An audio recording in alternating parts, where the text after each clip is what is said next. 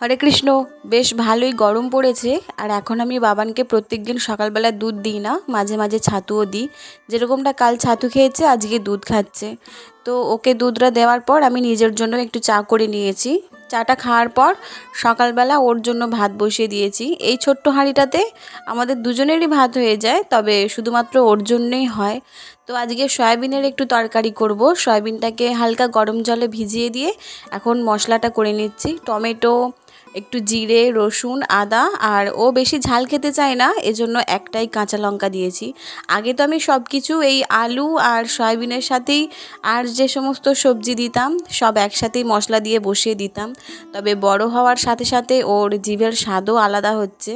এজন্য আমি এখন ওই যেরকম আমরা করি ঠিক অতটাও করি না, তবে মোটামুটিভাবে একটা করে দিই তরকারি, নয়তো ওরও মুখে লাগবে না।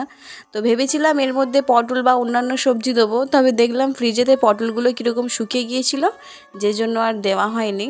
তো সকালবেলা কিন্তু একটা বেশ চাপ থাকে যে ওকে প্রত্যেক দিন কী দেবো। মাঝে মাঝে ঘুরিয়ে ফিরিয়ে দিই, না হলে একঘেয়েমি হয়ে যাবে সব কিছু খেতে। টিফিনে আপেল দিয়েছি।